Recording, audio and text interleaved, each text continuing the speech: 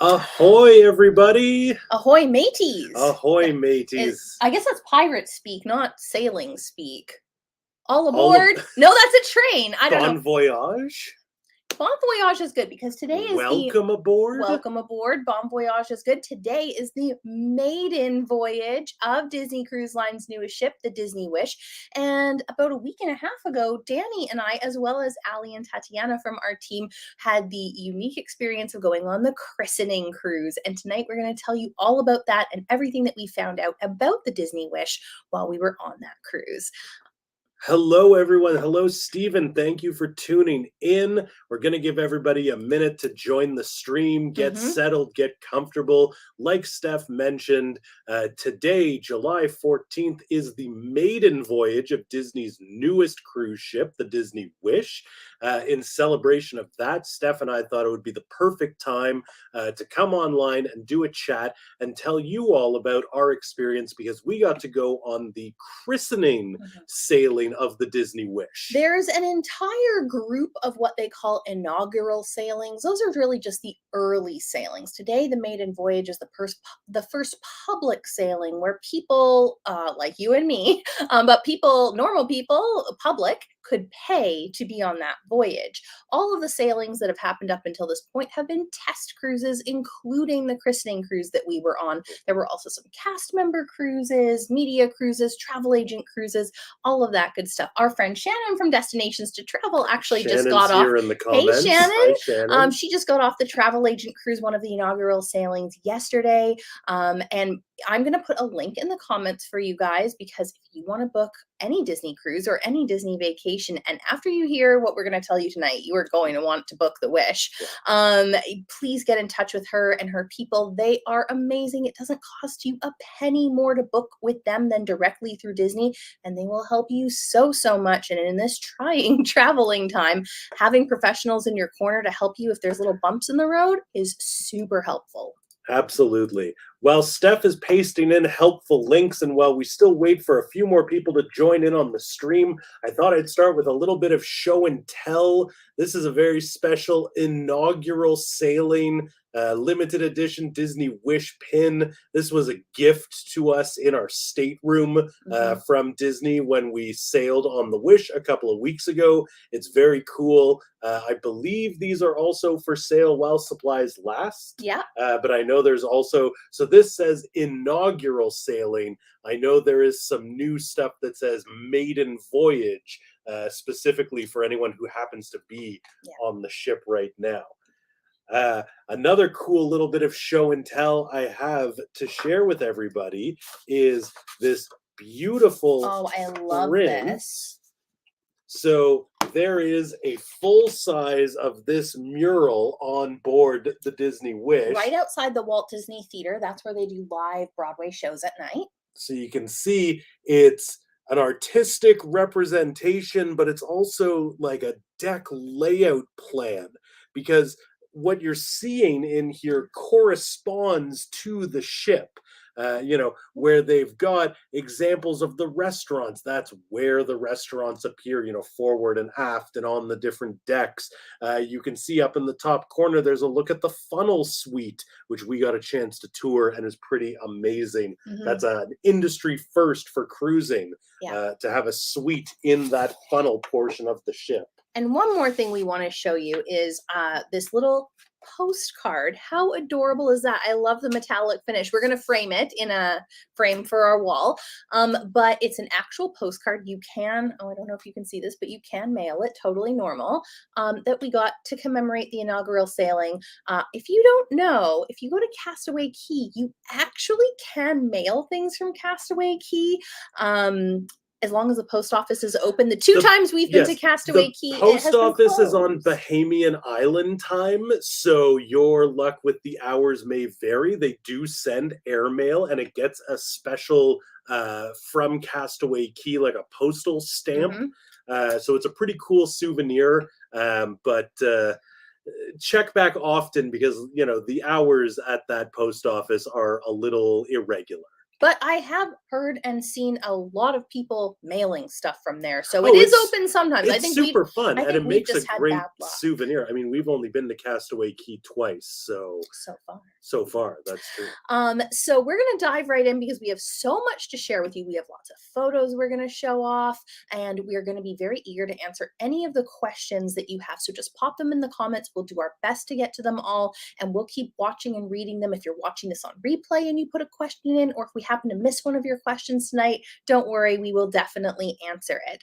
And before we get started, I just want to let you guys know that there's something really big coming from us on Sunday. And if you're a Disneyland lover, you might want to drop the words Disneyland Magazine in the comments because you might get a little surprise sent to your Facebook message box. Inbox, is that what it's called? Facebook Messenger inbox. And tune in on Monday night at 8 p.m. because Danny and I are going to be back here telling you all about what our big announcement is. So that's a little teaser. Also, before we dive in, let's just talk about this being a preview cruise. So this was not a totally normal cruise. Yes, we were there. We ate a lot. We saw some shows, swam around the water, all of that. But this cruise was not operating at 100% capacity. This was also not exactly the same experience that a regular paying cruise customer would experience on the trip. Some of the things were still in rehearsal, so we didn't see full shows in the Walt Disney Theater. We saw dress rehearsals of them, so we can speak a little bit to those, but not to the entire full experience. There were also parts of the ship, so ourselves and many other media outlets were there, including large broadcast media outlets like Good Morning America. So, for example, there were parts of the ship that have been converted into broadcast spaces. And like makeshift studios, yeah, that sort of our thing. experience on the cruise ship was a little bit modified by all of that. So if you ask us questions or we're not able to, fully comment on things, just bear that in mind. We will definitely explain that. But we also got to do a lot of things that you won't get to do on a normal cruise. Like Danny mentioned, we got to go inside and see the funnel suite. We also got to see one of the 2-story Princess Aurora royal suites. So it was really interesting to be able to go there, get that information, bring it back to you guys. We're going to tell you a bit tonight. We have a ton of blogs and YouTube videos coming out, lots of content on Facebook, on Instagram that is going to be coming out over weeks and probably months. We got so much. If you're not already following us, I mean, we will be sharing stuff here on WDW Magazine, but make sure you're following DCL Magazine on Facebook and on Instagram. Great stuff going up there. We have YouTube videos coming out soon with room tours. I think our first room tour went up today. Yeah. And also, I forgot. I don't know, but let's dive in because there is so much to unpack. So let's share some photos because it's really magical. Seeing is believing. Ooh, so she's so big. She's so big. The Disney Wish is the first of 3 new cruise ships in what Disney is calling their Triton-class ships. These are the largest ships to date for Disney Cruise Line. The Wish is the first one to be sailing. 2 more planned. We don't know their names yet. Wonder and Magic were the first 2. They're the smallest, and they are sister ships. They're almost identical. Then there's Dream and Fantasy, a little bit bigger. Again, sister ships, almost identical. And then now we're up into a bigger class of ship. And honestly, when we pulled up at the port, I was like, that's a huge ship, but maybe I just haven't been on a cruise in a few years, and I forget how big the ship is. When we left, though, the Fantasy was in port at Port Canaveral, right beside the Wish, and it was much bigger. It is much bigger. Interesting to note about the Wish, while the ship is larger, the number of staterooms and the overall capacity has not grown. So what that means is that it's more spacious. There's more room for guest activities. There's more room for uniquely designed spaces on board the ship. Yes. And so something, I see a good question, which is what was our favorite part about the event? I mean, I think it was getting access to the parts of the ship that we wouldn't normally get to see. Yeah. We got to tour both the Funnel Suite and the 2-story Princess Aurora suites. We also got to walk through like spaces like Enchante that you can't usually walk through unless you have a reservation there. Same thing with the spa. So like on a personal level, that was amazing to see. On a business level, we got to meet so many Imagineers and so many so many crew members, including Ashley, who's the cruise director. You might recognize her from some of the promotional videos, and lots of other amazing people. And it was so great to see their passion about this project. So that was our favorite part. Yes. So we were talking about the size of the ship and the number of staterooms. Yes. And something that I want to say is this is a very different Disney cruising experience. If you've never been on a Disney cruise before, it won't mean anything to you because you don't have anything to compare it to. If you've been on one or many, I would say you need to throw out most of your expectations of what a Disney cruise is like. Not all of them, still amazing shows, amazing dining, the service is impeccable, but this is a very different ball game. If we liken the wonder and the magic, the smallest ships, to Disneyland Park, the original and the smaller of the two American castle parks, to if we say that like that's Disneyland, Dream and the Fantasy or Magic Kingdom, like the bigger, better version. This is more like going to Animal Kingdom or Epcot. It is familiar but different. Yeah, it's the Disney experience through and through. There's the storytelling, the level of service, the beloved characters, all of that is there. Yeah. But the Wish has a new way of sort of presenting this. It's set up in such a way that they're trying to get families to play together. It's actually a lot like Star Cruiser in that respect. Yeah. Where it's like you can play separately, you can play together, you can catch up about your day, you can spend time together in the night, you can spend time together in the day doing all sorts of different things, which is really cool. Ross says it's a surprise about the number of staterooms. Yes, but I will say there are more concierge level staterooms on this ship than any other ship, almost double. There's 76. Yes, if I've got my numbers correct, there are 1,250 staterooms total. I don't know that number off the top of my head. I'm pretty sure that's correct. Sure. Don't quote me. But like Steph said, there are more concierge level rooms than on any other Disney ship. Stephen is asking if there's other suites named after characters. So let me tell you, the Funnel Suite is just called the Funnel Suite, but it is Moana themed. There are two 2-story suites and matching 1-story suites in 2 different themes. There's Princess Aurora and Briar Rose. So they're very similar, but a little bit different. Slightly different if you know your Sleeping and Beauty, you know. And such.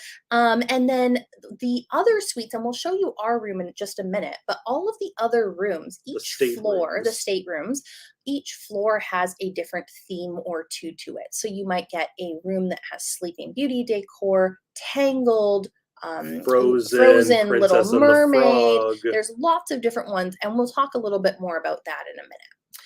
I will also say that this ship, because it's so big, it has so much, there's so much to explore. Everywhere you turn is a new little story you can engage with. It splits the difference between a Disney cruise and a park visit. There is a lot to do. I don't think that you can do it all in one day. They're only running 3- and 4-night cruises right now, so it's a really good excuse to book a back-to-back cruise if you want to just get off the ship for a couple hours, get back on, and finish your vacation. You know, we actually had very little time for our own exploring on this trip. We're going back in just a few weeks, so we'll do all that exploring then. But there is just a ton to do. Even though we had all these tours, we could see lots of things. We didn't see every space of the ship. No, like there's things that we just didn't have time for. We, despite having been on the ship, did not get to ride the Aquamouse. Ali and Tatiana did. That's right. So we brought Ali and Tatiana with us on the cruise because they are capturing fantastic video and photos to share with you guys on Instagram, on YouTube, on Facebook, everywhere. They rode the Aquamouse. They even got to do a ride cam on the Aquamouse. Look for that video coming soon. I think it's actually up. Is it posted? I think it posted yesterday. Well, all it's right, really there great. You go. But so Steph and I, we had to divide and conquer. So while Steph and I were doing interviews and touring the ship, the girls were taking photos, riding the Aqua Mouse, checking out the amenities. It really, there is a lot to do. I mean, this is the beauty of these cruise vacations is if you want to spend your time lounging and relaxing, totally, you can do that. Not a care in the world. If you want a full day with an itinerary, with activities and adventure, you can do that too. Ross is saying he noticed that in some of our live videos, the rooms appeared significantly larger than on some of the other ships. I don't know all the square footages to compare, but I will say it definitely felt that way to me. We can best compare it to the Disney Dream, which we have most recently sailed on. I'd say the sizes are very comparable. On this Wish sailing, we did luck out and get what they call an extended. No, is that not what that's not what it's called, and we'll talk about that in a minute. Danny gets very confused about the room names. There's a lot of nomenclature. There is a lot of nomenclature, and a lot of the rooms are named similarly, but they mean different things. But we'll tell you about that in a second. Michelle asked about any mention of onboard scavenger hunts. So we didn't hear about any scavenger hunts per se, but there is a game called Disney Uncharted Adventure. We didn't get a chance to try that out on our sailing, but it is like a virtual game. It's kind of an upgrade from the Midship Detective Agency kind of thing. So if you consider that a scavenger hunt, that's sort of the same thing. And Edward, yes, there is a quiet area for adults, and we're going to show that to you in just a few minutes. Jessica is asking if you book a back-to-back cruise or a B2B, as some people might say, would they let you stay in the room, or do you have to move out and back in again? So if you book the same room, because if you do the like guaranteed category, no. If you book the exact same room and you call them and you make sure, or you have your travel agent call, you make sure those two are linked together and that's your request, you can leave your stuff, but you have to disembark and get back on. So that's how that works. Okay. Without further ado, let's look at another photo. This is a really unique vantage point. This is the bow of the ship.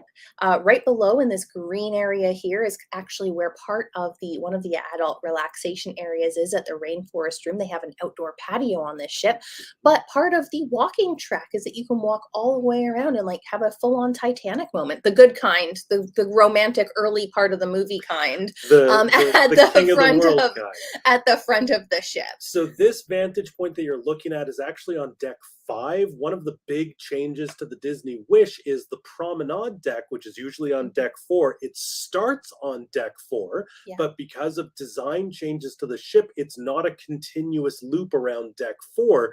There's a staircase at the bow of the ship that takes you up a level to deck 5, where you get this vantage point, and then you can sort of complete your circuit, go back down a level. I have another view of the promenade deck we'll share in a little bit, but let's dive in and talk about rooms. So this was a photo of our room. It's Cinderella themed room. When we are talking about the themed normal staterooms, the theming is there's 2 or 3 pieces of artwork in the room that change. Other than that, everything's the same. It's not like a full-on art of animation kind of like immersive room. There is some wall decor, and that is the difference. So we had Cinderella, and our neighbors actually had let us take a photo. We let them take a photo too, but they had a frozen room. So that kind of gives you an idea of how the difference is. We had what is called a deluxe family ocean view stateroom with veranda. So this sleeps 5 people instead of 4 people in a normal, what would be called a deluxe ocean view stateroom. If family is in the title, you get an extra bed, and we'll show you exactly where that is when we're looking at the room. I loved the bathroom. The bathroom is very nice. So it's a split bath, which means it's 2 separate rooms, one with the toilet and a sink, and then a second room with the shower and little mini tub and another sink, a wash basin. It was so well designed. There was lots of storage, and also it felt really spacious for being such a small space. Yeah, it's still a cruise ship bathroom. As a 6'1" individual, I was able to shower and stand up all the way in the shower. It's not the biggest shower I've ever been in, but it was totally serviceable, good water pressure. Like, it's well thought out. So this maybe doesn't look too dissimilar from other Disney cruises. There are some design differences that you may notice if you're familiar with the cabins. But in a normal, non-family version of this stateroom, right here at the edge of the couch basically is where the window out to the veranda would be, or the sliding door out to the veranda. So in this room, the bed converts into a single bed. There is a pull down bunk from up here that drops down. And then this portion here actually folds out as well into a bed. So you can comfortably sleep 5 here. Then you can just step out into the veranda. What's really nice is that your stateroom host will actually put this all away for you in the morning. So you have lots of space throughout the day, and then they will make it all Set up for you at turn night. down service. Since there were 4 of us in the room, but the room can sleep 5, we had the option. We chose the bunk beds, and that's something that we confirmed with the stateroom host because, like we mentioned, they come and set up the room for you each night. And then this is the kind of opposite view, looking back towards the bed from where the veranda would be, to give you an idea of the space. Lots of storage, a mini fridge. I love that they have the shelves that have like a little bar rail across them so your stuff doesn't fall out. And in this room in particular, there were these corner shelves that I really liked. They were very with good. 4 adults in one space, and especially 4 adults that aren't all in the same family. So like Danny and I are sharing toothpaste, but maybe, you know, Tatiana had her own toothpaste. So you double up on a lot of little things like that. And it was great to be able to. We were very comfortable. A couple of other things to note about the room. The television, which is a nicely sized flat screen TV, it's mounted to the wall and it doesn't have any sort of tilt or angle. So just bear that in mind. Like if you're going to be watching TV, you'll be doing it on the bed. The room also had a good amount of outlets and USB plugs, a mix of USB-A and USB-C if you're a techie person like me and you care about that sort of thing. If you just care about the view like me, here it is. That was a view from our room. Beautiful, right? Yeah, really beautiful. We were on deck 8. 7. Deck 7. Close. You were very close. Next time we're on deck 8. But then let's dive into looking around the ship a little bit more. So this is the Cinderella statuette. Lucifer's in the back. You can't quite see it, but Gus and Jack are under her skirt. It's really cute. This is in the middle of the atrium, which on this ship is called the Grand Hall. You will know. Oh, go ahead. A unique design detail about the Wish and the Grand Hall. So all of the Disney cruise ships have these bronze statues. They're usually up on a pedestal. This one of Cinderella, this is the first time she is down at ground level, and you can, you know, she's life size. I believe she stands 5 foot something, but like you can pose for a photo with her, and she's life size. There's also, this looks very whimsical and fairy tale. Look, there's gold, there's stained glass details. There's no Art Deco, Art Nouveau like on the other ships. All the 4 other ships, they celebrate that like golden era of ocean liner travel. This is like stepping into a watercolor painting of your favorite fairy tales. It's not just fairy tales, Marvel and Star Wars, all that good stuff is there too. It feels light and airy. The other ships had sort of very dark tones and lots of rich, saturated colors. This feels lighter and more metallic and shiny. Disney's calling us their castle on the sea, and I think that's very apt. Another thing I will say, so in this photo in particular, the Grand Hall looks very light and bright and airy. There is dynamic lighting all throughout the ship, and it will change throughout the day and when there are special effects happening. And so like a lot of the lighting conditions that you see, it might, you know, sort of look bright and golden at one point, but then it'll turn to this sort of magical twinkly blue and purple hues. It's very impressive. And the Grand Hall actually has purpose-built Juliet balcony for characters to come out on, and a stage. We didn't see any performances on the stage while we were there because it was mostly being used for interviews. But there is a stage there. So I'm thinking back to like Christmas cruises and Halloween cruises where they do a lot of fun stuff in the atrium. This is going to be the perfect spot for that. This moment right here with Prince Charming and Cinderella, this is as everybody was boarding the ship and they do the, you know, welcome Schuster family, welcome from Jones family. And so the characters were up there waving to everybody as they entered. And because I know how much everybody loves the promenade deck, we actually do have a video coming soon that's a full walkthrough of the promenade deck in case you're interested of what this one looks like. We had a lot of requests for that. This is a picture of it. It's got all the stuff you're used to. It's got shuffleboard. It's got lounge chairs. There are water bottle filling stations. Beautiful place to watch a sunset. It's very relaxing. Some other spaces that are going to look really familiar, but a little bit different. The pool deck. You'll see one pool here. There's actually a second, third, fourth, and fifth pool there. And there's actually also a sixth pool back here. Also up on deck 14, there is another pool that's kind of out of the way. There's an adult sun deck. There's a whirlpool and an infinity pool up in the Quiet Cove adults area. There's concierge level pools if you're sailing concierge. And there are whirlpools over at Senses Spa if you're a guest of the Rainforest Room. Also, if you're fortunate enough to be in one of those 2-story sleeping or Princess Aurora suites, they have a private balcony with their own whirlpool. Yeah. And then beautiful funnel. It's not a Disney ship unless you can see that big red funnel. Those big red funnels are iconic. Absolutely. You can see on the side of this image, that's part of the Aqua Mouse. Yes, going up there. That's the lift hill for the Aqua Mouse. And like Danny said earlier, we actually have a ride-through video of that up on our YouTube channel if you want to check it out. What else? Oh, here is the infinity pool. I'm sorry, this is while we were still in port at Port Canaveral. So this is in the Quiet Cove area, which is that adults only, that 18 plus.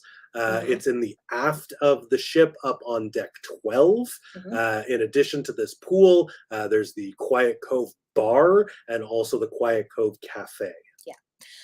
And there's some other new spaces too, like the Hero Zone. Hero Zone is super cool. I love it. It is a huge portion of the ship, and it's this great multi-purpose space. It's this 2-story section, and you can see a little bit on the edge of the photo, there's an upper sort of balcony viewing area that's got like comfy seats, and it's got foosball tables and air hockey and stuff like that. It honestly kind of feels like the family rec room. Like, let's just we want to get out of the sun. Let's just go chill here on some bean bags. They're not actually bean bags, but they're kind of like that look style. Like that. And then on the lower level, so right now they've got this huge inflatable, the Incredibles Incredigames course set up.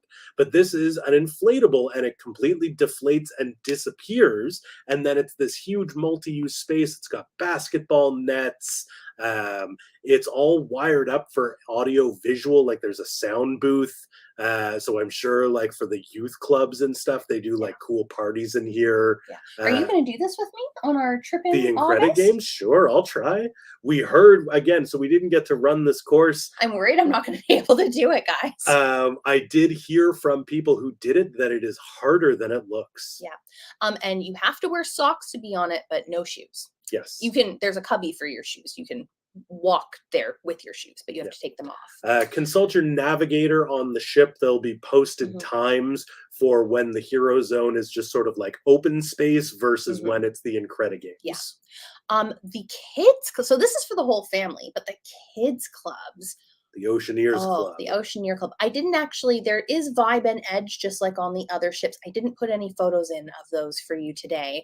And there's also the Hideaway, which is a space that's sometimes part of Vibe, and which is for like older teens. Edge is for like tweens. But sometimes the Hideaway can get sealed off and it's for like 18 to 20-year-olds, so a little bit older.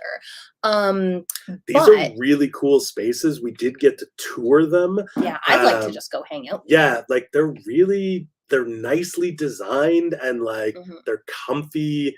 There's lots of like comfy chairs with a USB port, and like you can get a smoothie or a coffee. If I was a teen, I would be do your Instagram else. Photo. It's perfect. It's perfectly set up for Instagramming video or TikToking or whatever. There's video games, board games, and like all kinds of great stuff. But they pale in comparison to the amazing Oceanear Club. On this ship, it's not Oceanear Club, Oceanear Lab. It's all Oceanear Club, and it is incredible. No pun intended. So what do we have? It's divided into a series of smaller spaces that are themed. So this is part of what they call Fairy Tale Hall. And it has a Belle, a Rapunzel, and a Frozen kind of area where you do crafts and read books and that sort of thing. Then, this is what they call the Imagineering Lab. The WDI lab. Yeah. And you can do all kinds of Imagineering related activities here, including designing your own coaster and then getting in a simulation pod to ride it.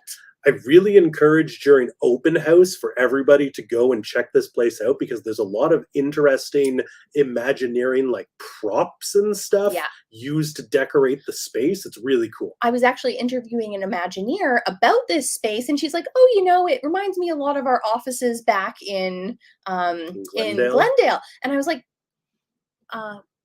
is it this design? Is it like mid-century modern? She's like, So I haven't been there myself, but I'll take Lauren's word for it. She's the Imagineer. So that was really cool. There's also this Marvel Superhero Academy section that is super cool. Kids are going to be able to like virtually try on superhero costumes. It's kind of PIM Lab technology setup, which ties in really well with Worlds of Marvel, which we'll get to. Yeah, there's PIM Lab influences. There's also Wakanda influences. Again, full of Marvel Easter eggs and all kinds of great stuff. This is a nice little area for some of the smaller kids to kind of get their yayas out and run around. This is not part of the nursery, but sometimes I'll show you the nursery in a moment. The nursery is for the really little kids, like infants and toddlers. And then sometimes they open it up so those kids can go play. But generally, like your 3- and 4-year-olds can play in this room. It's a lot of fun. These little portholes and things, they do stuff. I was walking around having a lot of fun playing the little games. Yeah, that video screen you can see in sort of the back wall, that's like a ship steering game, and there's controls in front of that you get to use. It's very cool. It's very cute. And then this is Star Wars Cargo Bay, which is an amazing, this is just a very small corner of it. This room was huge. I didn't think it was going to be so big. No, it's really big.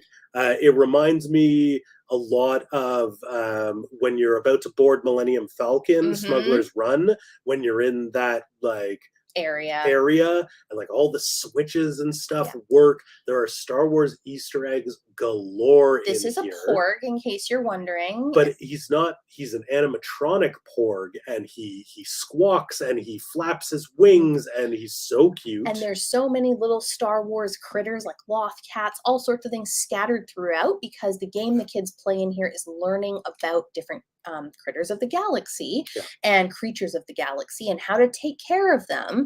And Chewie comes and helps, and Rey comes by at some time. It sounds like a really awesome time. So it's really set in that same timeline as Batuu and Galactic Star Cruiser. And that's the kids areas. Yeah, you missed the nursery. If you go back up, there you go. There's your nursery photo. I'm sorry.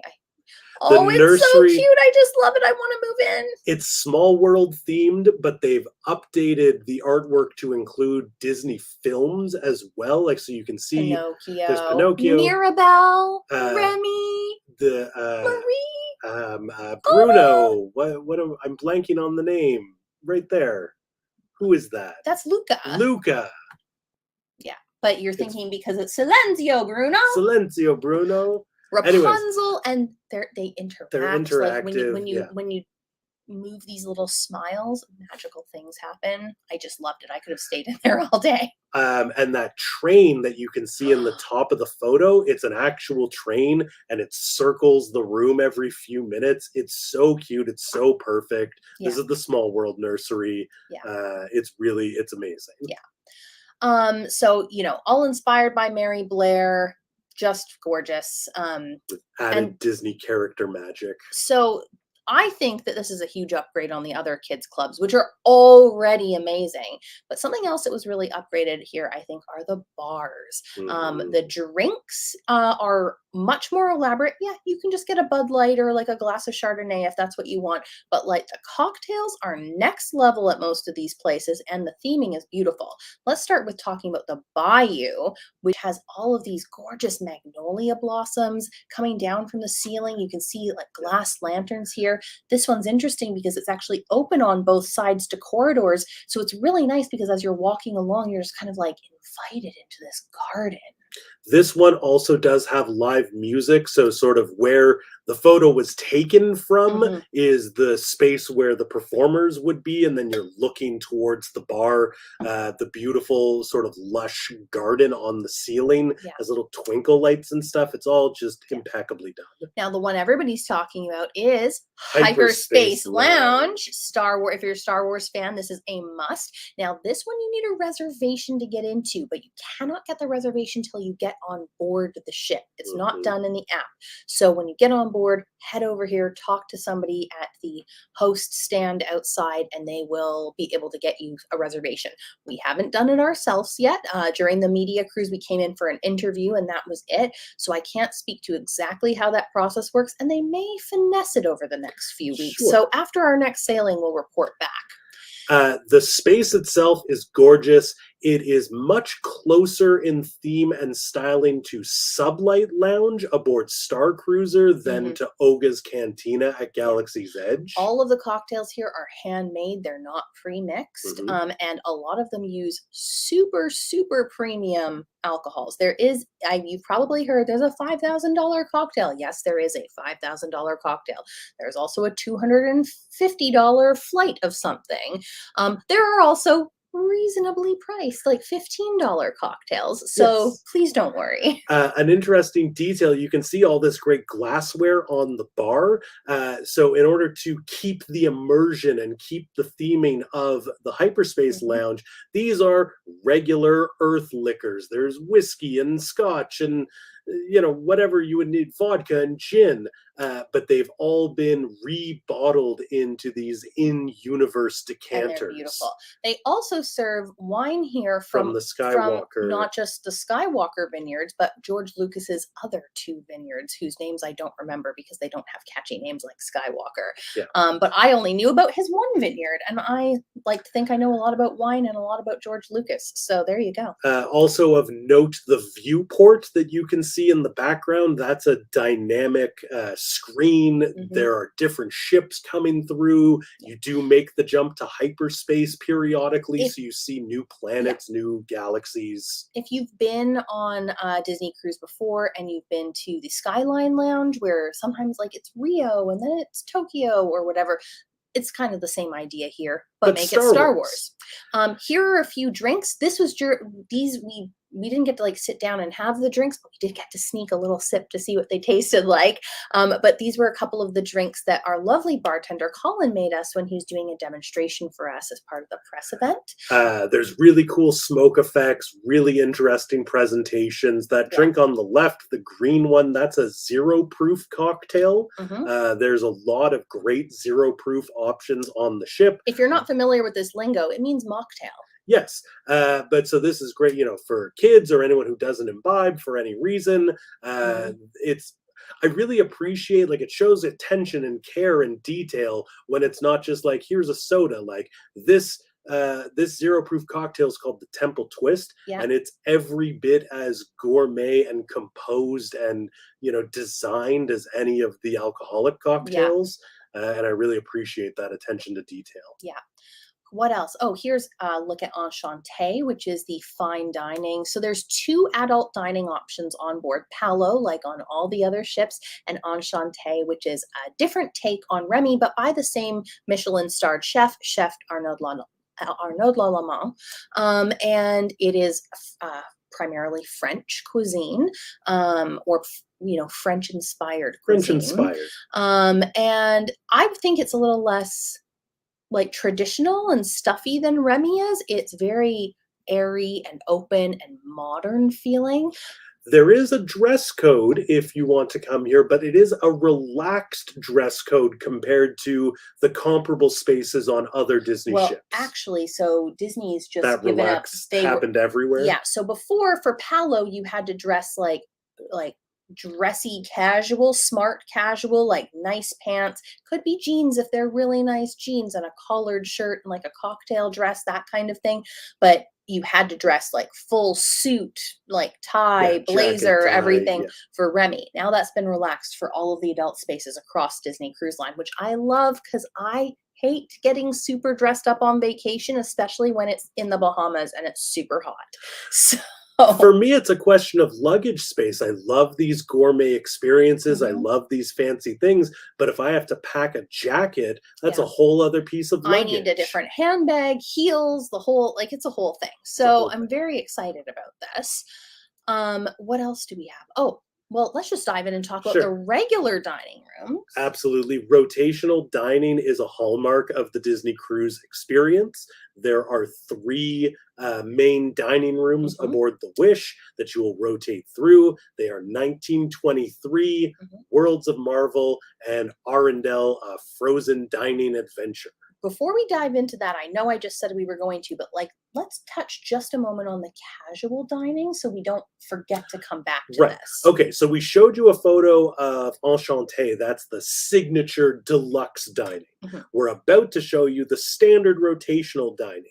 In addition to that, you have your choice of going to Marceline Market. Which is like a new take on cabanas. It's not a buffet where you're like scooping things yourself. It's also not a buffet where you're just picking up tiny little plates of things. It's more marche stations where you go around and they have a few things and you say, "Hello, can I please have some of that and some of that and some of that?" And then they put it on a plate and hand it to you. Some of them are pre-composed little dishes, and Mhm. they'll just hand you Yeah, like those. there's like little chef salads and stuff that you're like, "I'd like a chef salad. Here you go, ma'am." The food is excellent. The Marceline Market is sort of set up almost in a circle, like Mhm. kind of like a U, and there's different stuff all throughout. So, Yeah. like if you enter on one side, keep Yeah, it's exploring. not like cabanas where it's identical on both sides, especially at lunch. At lunch, it's very different on both Yeah. sides. And then if you don't want to go to Marceline Market, up on the pool deck, there is Mickey and Mickey's Friends Festival Festival of of Food. Foods, which sounds exciting, and it is. So this is, in my opinion, an upgrade on the standard pool deck fare. There's all the classics, burgers and chicken Mhm. nuggets and fries and all of Soft that. serve ice cream, Soft serve ice cream for sure. pizza. They have a fresh pizza oven. They're cranking out fresh pizza all the time. There's like a burrito bowl. Yeah, you can get Uh, tacos, burritos, or like a burrito bowl situation. yeah, you get to pick your toppings, unlimited guac, lots of interesting salsas and hot sauces Yeah. and stuff. Like a Chipotle kind of setup where you get to pick what goes in.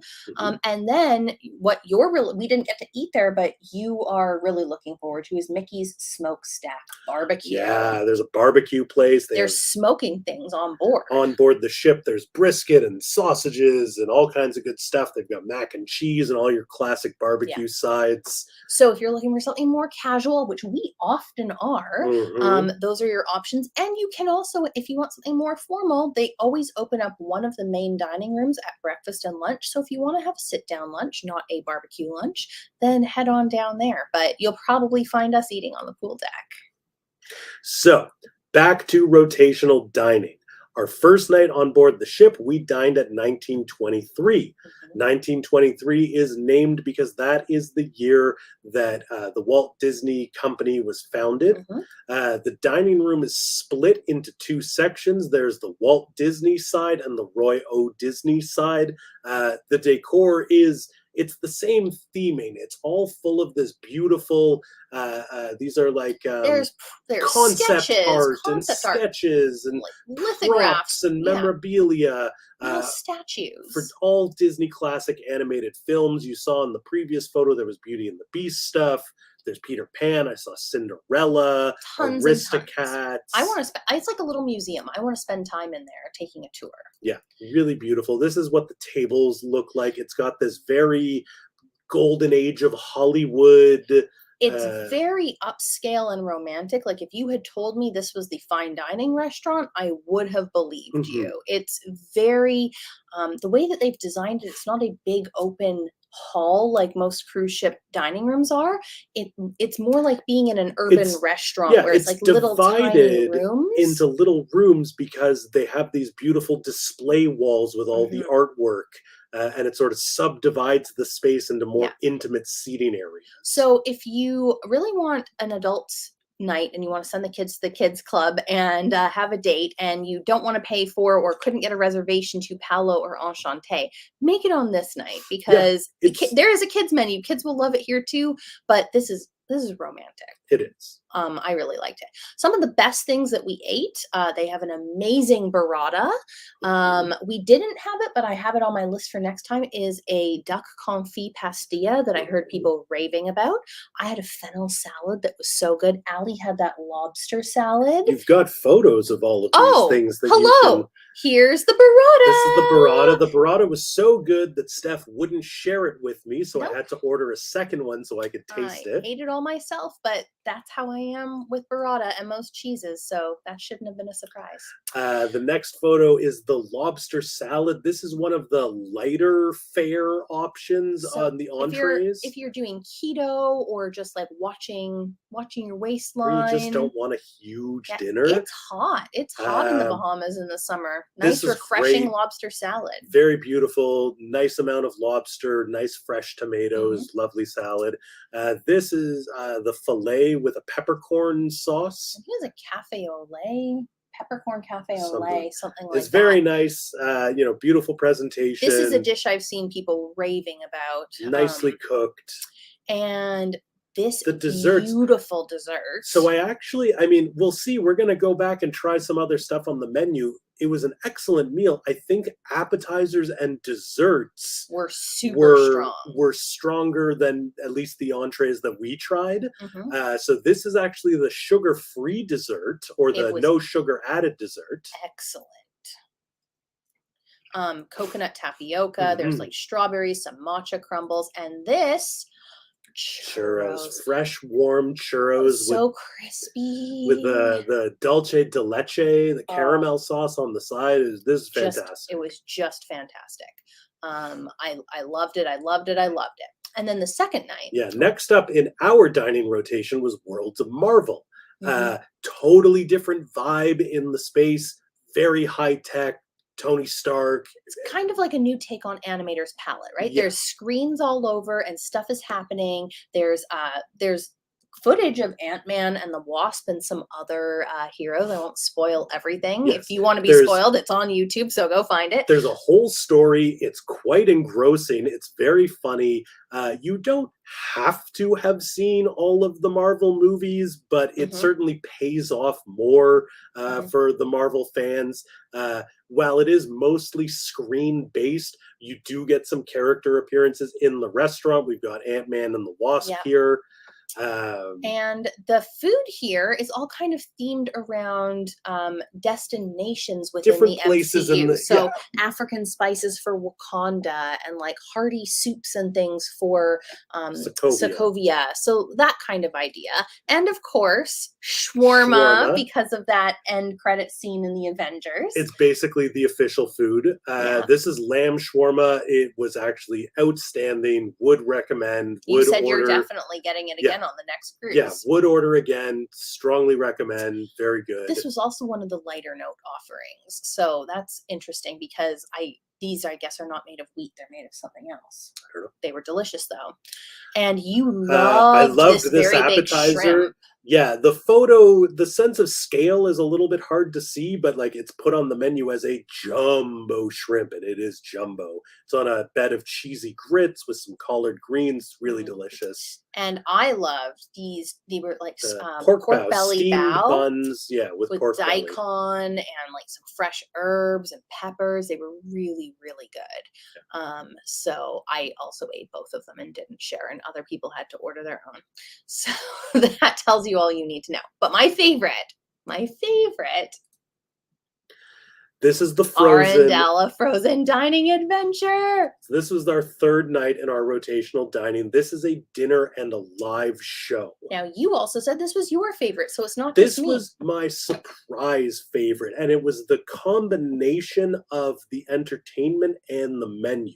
Like, there are parts of the Marvel menu that I liked more, and there are specific parts of the show where, you know, maybe I really liked the dessert I had at 1923, or But like overall the experience. sum of the overall experience at Arendelle was outstanding. This one really gets you in the mood. You walk down this long hallway to get there, and it is exactly like that hallway in Frozen, the first Frozen, before they open up the gates and Anna is like Singing running her song down and and talking she's to the paintings. like, hang in there, Joan. That whole thing, that's this. And it's pitch perfect. It's great. Perfect for like snapping a selfie and stuff. And then this is the dining room. There's a stage in the middle, so they've set this up as theater in the round. They actually told us in one of our panels with Imagineers and people who were working on the ship that they learned a lot over the last few years. They retrofitted the Wonder and the Magic, two of their dining rooms, to be a Tiana and a Rapunzel, respectively, themed dining show experience. But they already had the space constructed, so there was only a certain place the stage could go. And they said one of their key learnings was to make it more viewable to more people. So they put it in the round, and all the seating is scattered around it, so you have a much better chance at getting a great view.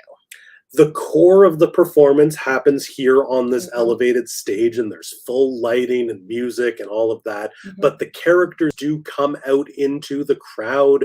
They come up to your tables. They walk around. Olaf is fantastic. If anyone remembers years ago at Chefs de France, they used to have a Remy on a little cart. Imagine that idea, but plussed, but made better, and that's the Olaf effect. Of course, you have Elsa and the surprise hit, Oaken. Oaken steals the show. He is your host for the evening. The host with the most. The idea is that Anna and Christoph are getting married. This is their engagement party, and you've been invited. Everyone's very excited. It's a celebration. We're in the royal palace. Oaken has gone into the party planning business. He's hosting this event. He is hysterical. He absolutely steals the show. So much fun. And then let's take a look at a little bit of the things that we ate. We loved every single dish that we had here. We had a lot of them. This was actually a cocktail that I had that I wanted to share. It was called the Ice Harvester. So that's Christoph's profession, right? It had a sugar disc on top that was like a clear sugar, like they had cooked the sugar and they put it on top, and you could like tap it with your knife, and then it all fell in, kind of how in an old fashioned you'd have a sugar cube or something in there. But that, I thought it was just really fun and interactive. And also because it was more of a like bourbon based drink, it reminds me of something that like my dad would have instead of what my mom would have. He usually goes for like brown liquor drinks. My mom goes for like a fruity margarita. And I was like, I like that the dads can have a fun drink too, not just something boring. And they get the dads into the show. Speaking of the dads, so they do Let It Go because it's Frozen and everybody loves Let It Go. But it's Oaken and Christoph doing a singing romantic duet. Let It Go, and they go into the audience and they find all the dads at the tables and they pass them the mic and they get them to belt out the Let It Go parts. It's hilarious. Yeah. Lots of fun.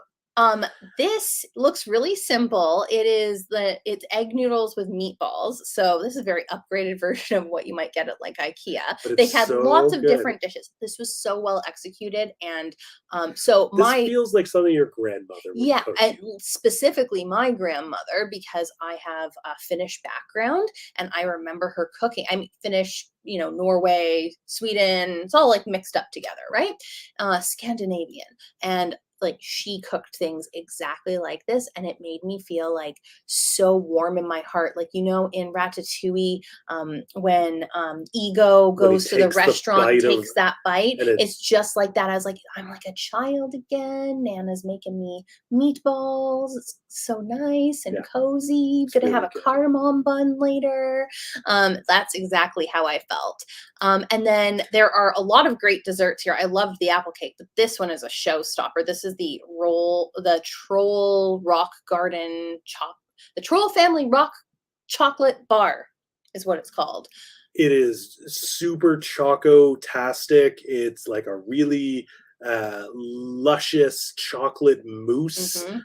It's got both dark and milk chocolate. Like, it's really, if you Gold leaf. if you are a person, you know, if you are described as a chocoholic, if you're like, this is the chocolate dessert you're looking for, Yeah. you won't be disappointed. Yeah.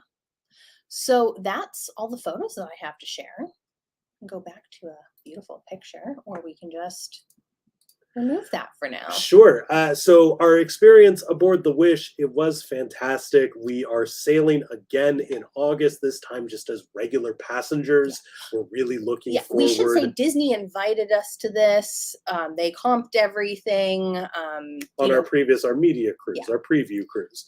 So we're going paying out of pocket for the next one. We're going again as passengers. We're really looking forward to experiencing the ship in new and different ways. Yeah. If you have any specific questions and you'd like to leave them in the comments, we will do our best to answer them live for you on video. If not, we'll try and reply as well. I saw Stephen is asking, who was our favorite character meet? Oh, so we didn't do traditional character meets because we were running. They did have some, but there were running characters that we were running around. Many characters. Yes, but there were like princesses meeting people in the lobby, but we didn't have time for that. But we did get to meet some princesses. I think we got to interview Rapunzel. Yeah. And she's my fave. She was very, very good. So we got to interview her about why she was excited to be part of like the history of the Wish, and that was really exciting. And we met Donald and Daisy in their sail away outfits, and I guess like they had some time or there was nobody else around, but we got into like an impromptu dance party with them, and Daisy was really like showing off her moves. And she's like, got moves. Yeah, it was pretty amazing. That was very memorable. We did also get to meet Chewbacca in the cargo bay area, so that was really cool. Yeah. There are characters all over the ship and tons of great people to meet. It was super fun. Yeah. That's I think what we have. Yeah, keep tuned in. Make sure you're following DCL Magazine on Facebook, on Instagram. Check out our YouTube channel for WDW Magazine. We've got some videos up already about the Wish, but more coming. I'm also going to put a link in the comments here that goes right to our landing page for all of our cruise content over on our blog, but you can easily find this anytime you want by typing in DCL-magazine .com, and then it'll take you right there. Like Danny said, we have at DCL on Instagram, at DCL Magazine on Instagram, at DCL Magazine on Facebook, and over on our main YouTube channel for WDW Magazine is where we're putting up all of these YouTube videos, so you'll be able to find them there. And if we have convinced you that you might want to book a trip on Disney Cruise Line, please get in touch with our friends over at Destinations to Travel. I'm putting the link down in the comments for you. Again, Shannon and the whole team there are just amazing. Kat, Casey, Deborah, Mike, Paul, so many people, wonderful friends of ours. Some of them are here in the comments tonight, so say hi, show some love to Destinations to Travel. Yay, we love you, D2T. Their services are completely free to you, and they just help make your vacation a little more magical. So there you go. We teased this up at the start, but there is a big announcement coming on Monday. Make sure you're tuned in. It has something to do with the West Coast. It has something to do with Disneyland. If you type Disneyland Magazine down in the chat box right now, you might get a sneak peek of what's to come. Something's coming. Tune in on Monday. We're very excited to tell you more. Yeah. Thanks so much for joining us tonight, and we'll see you on the seas or in the Disney World or wherever we are very soon. Thank you so much, everyone. Have a great night. Bye.